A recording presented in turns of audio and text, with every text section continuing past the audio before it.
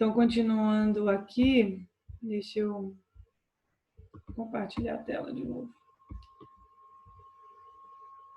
Então, gente, aqui, o que isso daqui diferencia um tecido do outro vai ser o formato da célula e a disposição que ela está. Se você tem uma camada ou tem várias, se você tem células de tamanhos diferentes, em várias camadas diferentes, toda vez que a gente está falando de um tecido que tem várias camadas, a gente chama ele de estratificado, tá? Se você tem um tecido que é de uma camada só, ele é chamado de simples. Então, isso daqui é uma coisa que eu já posso mostrar para vocês. Simples é uma camada só, estratificado várias camadas. Então, a nossa pele, quando a gente fala da epiderme, ela é estratificada pavimentosa, assim. Mas quando a gente fala mais da pele de revestimento, né? Porque dependendo do tipo de tecido epitelial, vai ser de uma forma diferente. Enfim. Aí, prosseguindo aqui. Gente, peraí, deixa eu botar meu computador para carregar.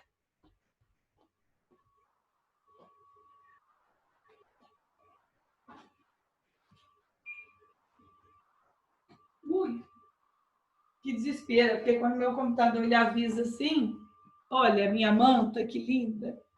Quando ele avisa assim é porque ele vai desligar em poucos minutos. Então, vamos lá.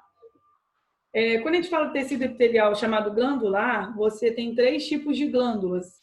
Nós temos glândulas exócrinas, endócrinas ou mistas, que são as chamadas anfícrinas também. Tudo que eu falar de exo, esse prefixo exo, quer dizer para fora. Endo significa dentro.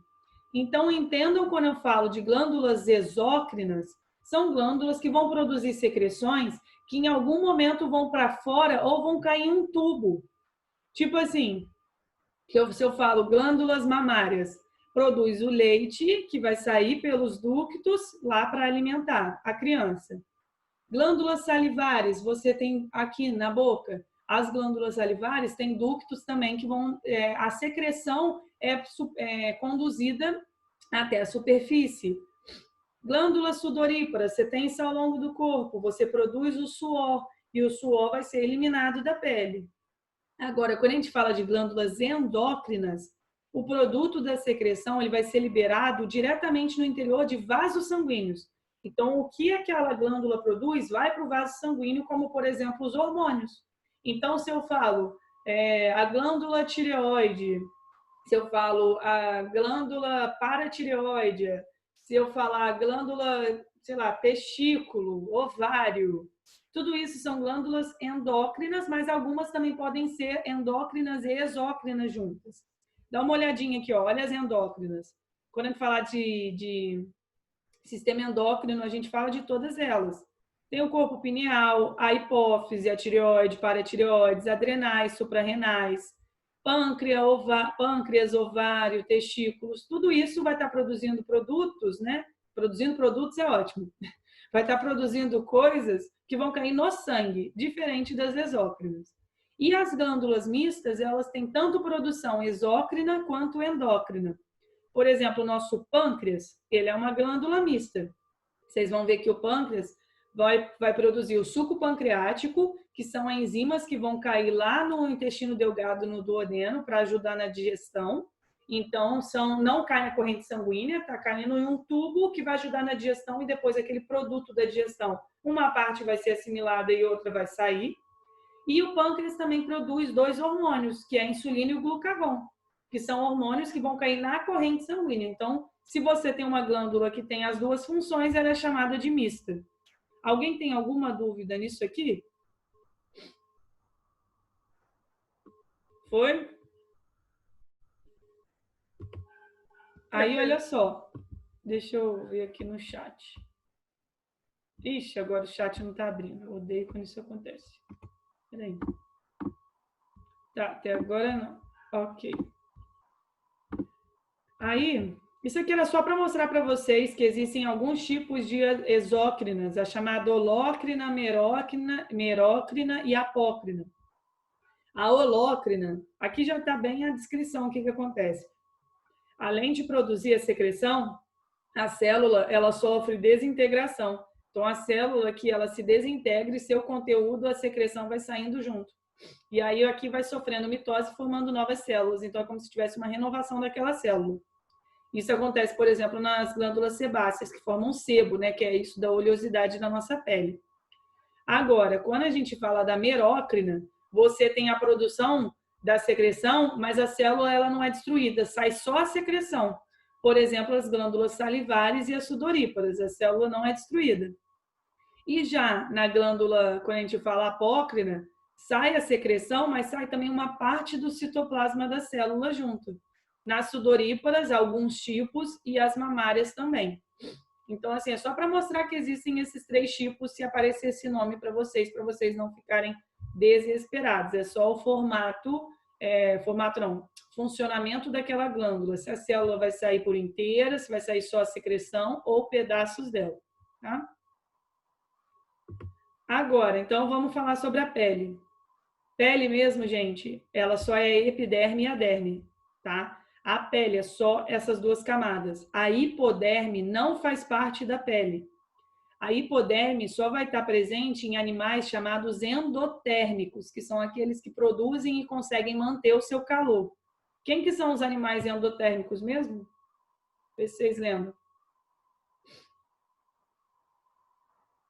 É os que não perdem temperatura pro ambiente? Mas tipo, exemplos, quem que poderia ser endotérmico? O Léo falou no comentário também. Mamíferos, aves, ele falou. Que eu não consigo abrir aqui agora, não sei por que às vezes dá isso.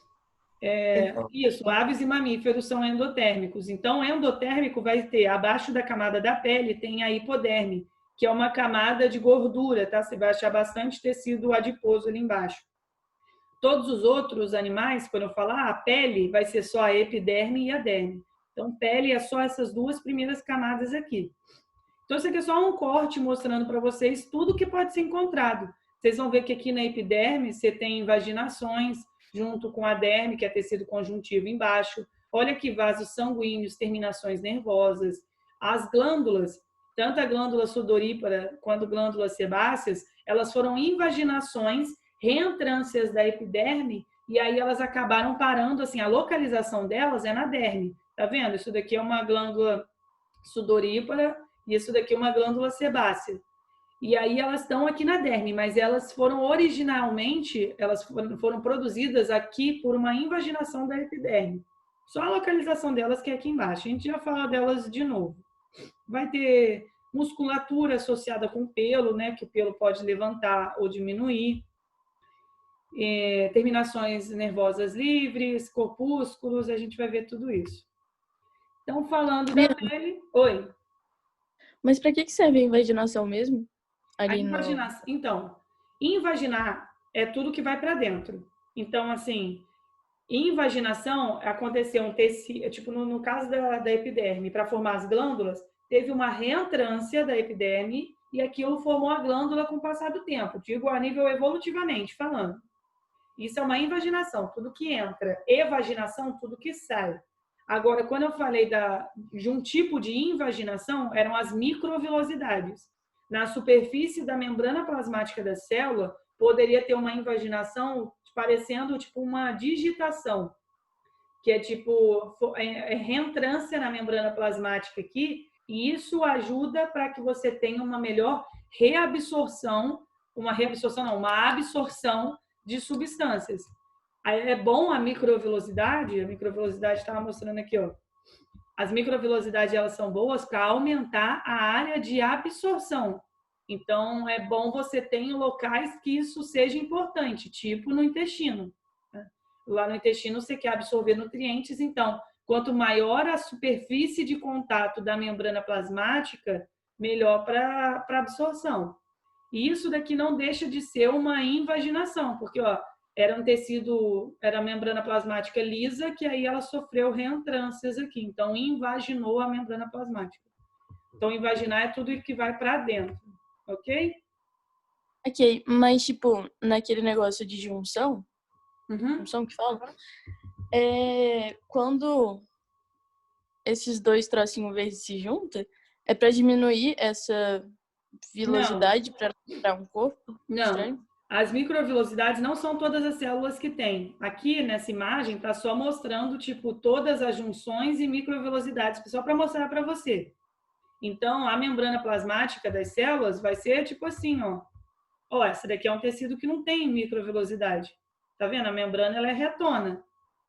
As microvilosidades acontecem só em algum lugar. É só uma adaptação, uma modificação da membrana plasmática. Já as junções vão ser coisas que estarão em contato entre uma membrana plasmática e outra da célula para fazer com que as células fiquem juntas. Não tem nada a ver com a microvilosidade. A microvilosidade é só a parte de cima que ela pode ter sido modificada para aumentar a área de absorção. As junções é o que faz uma célula epitelial ficar grudada com a outra ou permitir um mínimo, tipo, uma comunicação entre elas. Foi? Foi sim, obrigada. Nada. Aí, olha só. A pele, então, é a epiderme mais a derme. A pele, ela é o maior órgão, aqui no plural, é o maior órgão do nosso organismo. Ocupa 16% de massa corporal e tem diversas funções. Vocês vão ver que, primeiro, a pele é uma barreira, ajuda a defender. E aí tem a função tátil, termorreguladora, então ajuda a controlar a temperatura. Sebógena, porque produz o sebo, que é um lipídio. Melanógena, porque produz a melanina. A melanina, vocês vão ver que é uma substância que ajuda a proteger o núcleo da célula de raios ultravioletas. Então, assim, naturalmente tem pessoas que produzem mais melanina e pessoas que produzem menos. Isso daí é o que está associado, lembra, gente, quando a gente falou de genética, da herança quantitativa? Que a gente falava de, dependendo do genótipo da pessoa, ela vai ter um tom de pele diferente uma da outra. E isso está influenciado, né, tem a ver com a produção de melanina daquela pessoa. E a melanina, então, vocês vão ver que o melanócito, que é a célula que produz a melanina, vai estar localizado na epiderme. Ela também tem função excretória, porque você pode botar tanto substâncias tóxicas, quanto pode colocar suor para fora. Ela tem função queratopoiética, vocês vão ver que temos células que produzem queratina. E essa queratina é um ótimo impermeabilizante da nossa pele. Então, a gente vai falar um pouco de cada uma dessas células assim, à parte. Então, isso daqui era só, eu gostei desse esquema também, mostrando, olha, tipo, epiderme, aí aqui extrato, tem vários extratos. E essa parte de cima é a parte que já está morta, que é o chamado do extrato córneo. A epiderme em si, ela tem 5 divisões, 5 partes. E aí depois temos a derme e, por fim, aqui embaixo, a hipoderme. Aí, dá uma olhadinha aqui na epiderme. Epiderme não é vascularizada. Ela é dividida em 5 camadinhas e cada camada, olha como eu quero que vocês imaginem como se fosse uma escada rolante que vai empurrando as coisas para cima. Você tem o extrato germinativo, extrato espinhoso, extrato granuloso, extrato lúcido e extrato córneo. O extrato germinativo é onde as células sofrem muitas mitoses e elas vão substituindo, vão produzindo novas células. E aí essas células novas que vão sendo produzidas, elas vão sendo empurradas para cima. E novas são produzidas embaixo e vão empurradas para cima. Cada vez mais elas são empurradas. E aí o que a gente consegue encontrar aqui na pele, né, na epiderme? A gente encontra células que são chamadas queratinócitos. Os queratinócitos produzem a queratina, que é uma proteína, e aí essa queratina, ela vai impregnar as células, vai ficar ao redor dessas células, né? Pô, se você isola aquela célula com uma proteína, tipo, que não permite contato com mais nada, a célula vai acabar morrendo. Então, por isso que a gente tem uma substituição de células, porque você tem esses queratinócitos, que são células que vão produzir essa proteína, que acaba fazendo com que aquelas células não tenham mais contato umas com as outras, então nutrientes também não conseguem chegar. Aí aqui em cima, o extrato córneo, já são células mortas e está vendo como que elas estão umas sobre as outras? E aí elas que vão ser trocadas. Então imaginem que células novas que foram produzidas aqui vão sendo empurradas, ainda estão vivas, chega no momento que elas são impregnadas com queratina e elas morrem, depois elas são substituídas.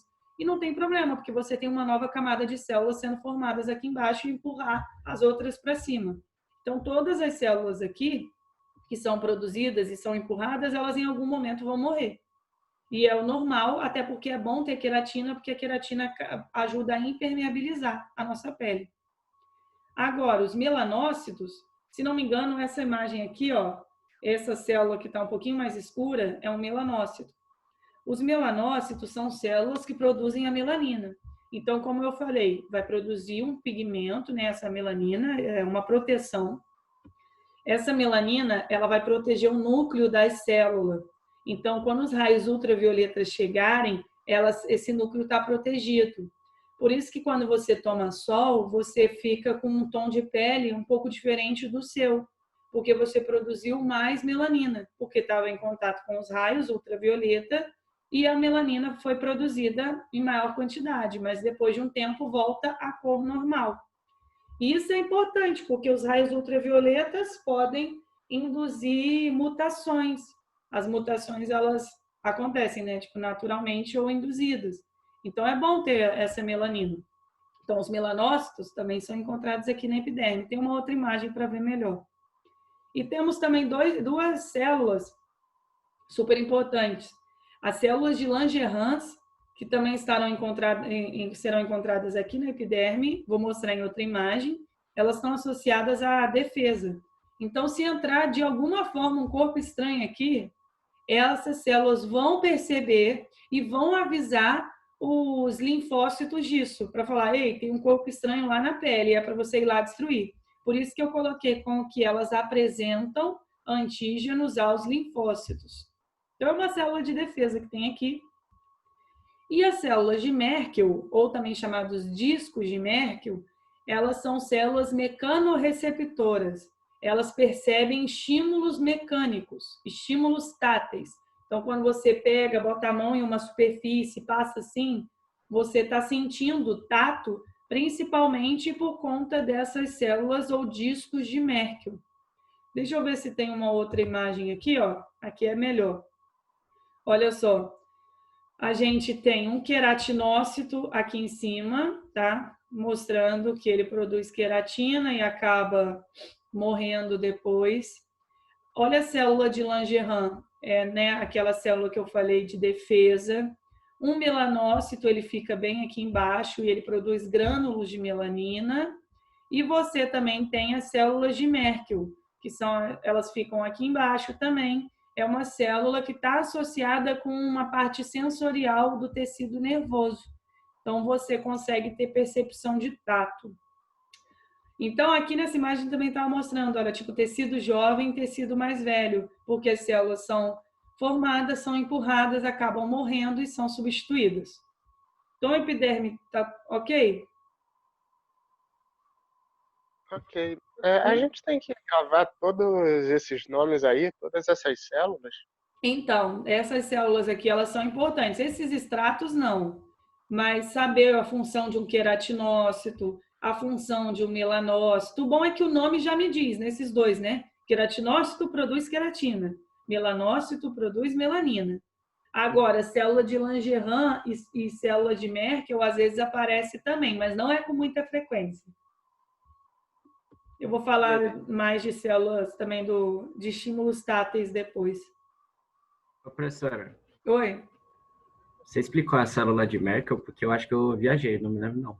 Ó, a célula de Merkel, eu falei que ela é mecanorreceptora. Ela está associada com tecido nervoso. É tipo uma terminação nervosa, porque ela consegue perceber estímulos táteis. Então, onde você encosta, que você sentiu aquilo, você tem célula de Merkel. Você sentiu também por conta das células de Merkel. Então, se você apertou, os estímulos táteis no geral é por causa dela. E outras Entendi. também, mas elas também. Entendi. Tá? Agora, falando da derme, eu vou falar melhor da derme novamente quando a gente falar de tecido conjuntivo. Mas a derme, ela é formada por tecido conjuntivo frouxo e denso. E nessa imagem, eu achei ela super legal, esse corte, porque está mostrando a epiderme aqui em cima. Dá uma olhada nesses fiozinhos que eu estou passando o mouse aqui, ó. Os fiozinhos aqui de cima. É como se fosse a parte da pele que ela está sendo trocada, tá? A parte lá de cima. Aí tem várias camadas da epiderme. Uma coisa interessante que não está aparecendo aqui, mas eu acho que em outra imagem tinha. Tá vendo que a epiderme ela tem essas digitações, assim, essas reentrâncias para a derme. E isso é importante também, porque se fosse tudo reto, os nutrientes iam passar por difusão, tranquilo. Mas se você tem umas entradinhas, né, uma onda ali, você aumenta a superfície de contato entre a derme e a epiderme.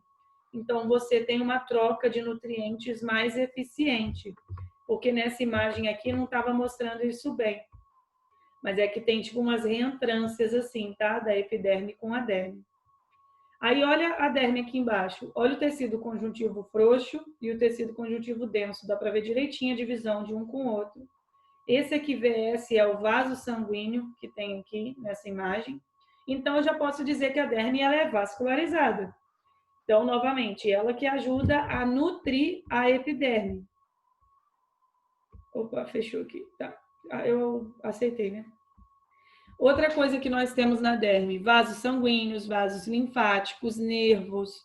Ela é feita principalmente de substância fundamental e elementos fibrosos, que são fibras colágenas e elásticas.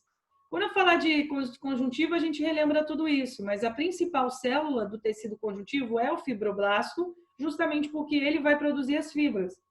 A célula a derme, ela não precisa ser células extremamente juntas umas às outras, igual a epiderme, não. A derme, por ser de tecido conjuntivo, você tem uma célula aqui, outra ali, uma fibra, você tem um espaço entre elas. Por isso que está escrito assim, ó, constituída de substância fundamental. Vocês vão ver, quando a gente falar disso, que o tecido conjuntivo, ele tem uma matriz entre as células. As células, elas não são igual a da epiderme grudadas, não. Coisas que você pode encontrar na derme. Macrófagos, que são células de defesa, que fagocitam. Vocês lembram o que é fagocitar? O que seria fagocitar? É Eu tipo sei. quando uma célula meio que come outra, tem alguma coisa assim, não é? É englobar. Fagocitar é tipo, ela pegou e botou para dentro. Tá? Então, macrófagos fagocitam corpos estranhos, células de defesa. Você vai encontrar linfócitos e mastócitos também, tudo célula de defesa.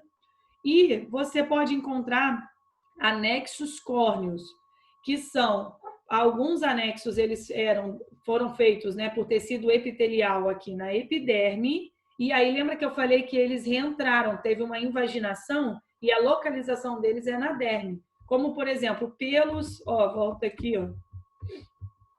Pelos, tá vendo? O pelo tá aqui dentro, tá passando pela derme, as glândulas no geral, mas também você pode ter anexos córneos, como as unhas, garras, cascos, e então você pode encontrar na derme esses tipos de anexos. Não necessariamente eles são formados de tecido conjuntivo, tá?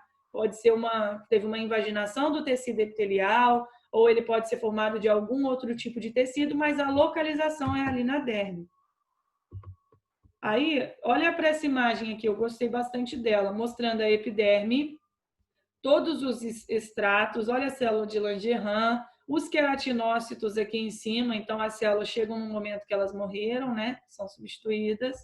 Aqui embaixo nós temos a derme, você tem um monte de coisa na derme, tem células de defesa, tem terminações nervosas, e aqui embaixo a camada subepidérmica, que é o que a gente chama de hipoderme. Aí, deixa eu mostrar para vocês das glândulas da pele, porque eu acho que a gente finaliza a aula falando disso de glândula e a gente continua depois. Nós temos glândulas sudoríparas e sebáceas. Temos glândulas sudoríparas chamadas de apócrinas e as écrinas, ou também chamada de merócrina. Dá uma olhada nessa glândula aqui, a écrina, e nessa glândula aqui. Pô, a grande diferença de uma com a outra. A écrina, o ducto dela, o excretor, já sai direto ali na pele.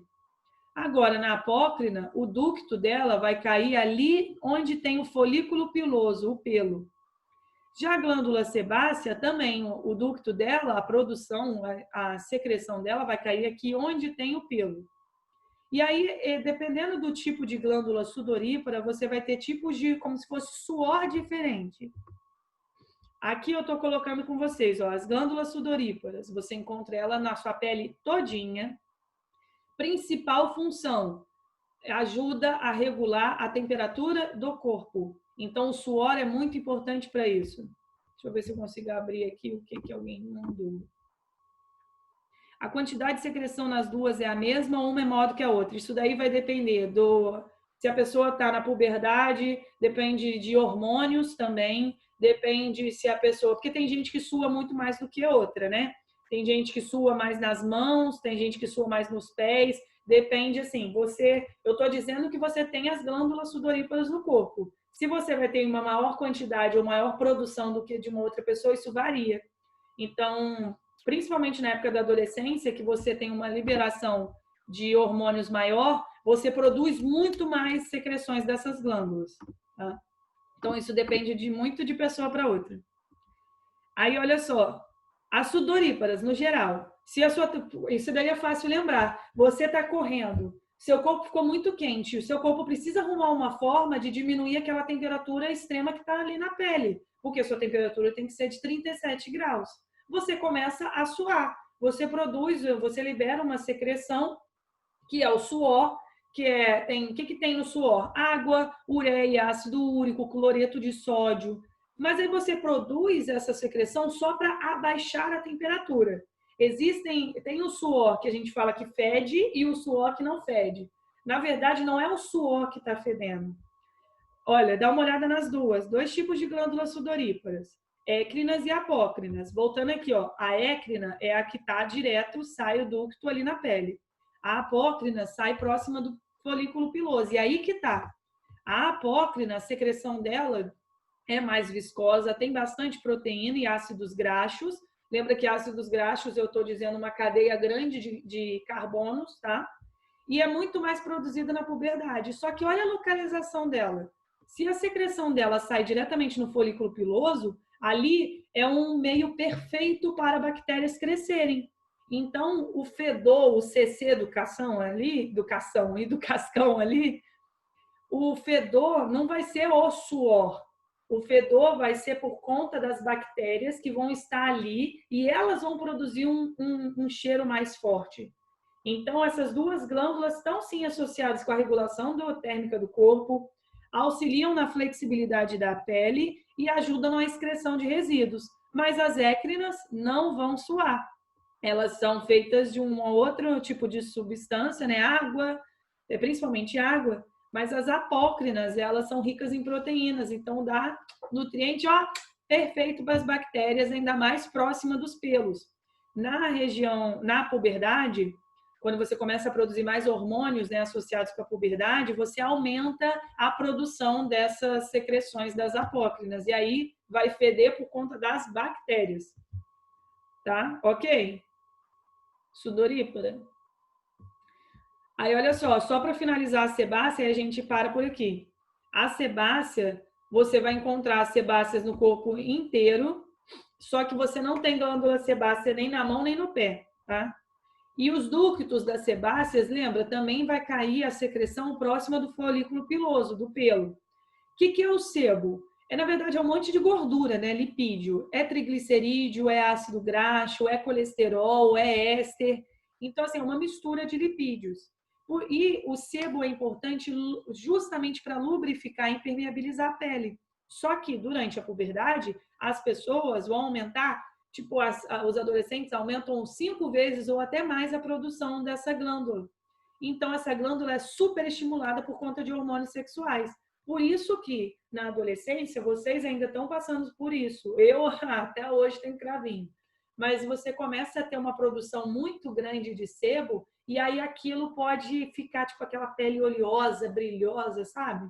E aí pode acabar fechando poros e bactérias que já estão naqueles poros, elas vão crescer loucamente. E aí pode formar cravo, espinha e tudo mais. Mas o sebo é importante para a pele. Tanto que no inverno, vocês já perceberam que no inverno a nossa pele fica mais ressecada? Porque você toma tanto banho quente com sabão você está tirando essa proteção de sebo. E aí por isso que a pele fica ressecada. E aí você tem que acabar usando um hidratante lá depois. Ressecada Ok, não, gente. menos oleosa. O que foi? Ressecada não, menos oleosa. Pô, mas a minha fica ressecada. Eu consigo ver, tipo, sabe quando você fala, nossa, preciso passar um hidratante aqui, eu tô vendo que a minha pele tá ressecada. Eu consigo Não, não ver. sei como é isso não. Então, banho quente, não é que ele é melhor para tirar a oleosidade, não. Ele tira, mas você depois vai produzir mais de novo. Então, é só um resultado tapa-buraco. Mas, na verdade, o banho quente, ele prejudica a sua pele. Não é bom, não. Tá? É prejudicial.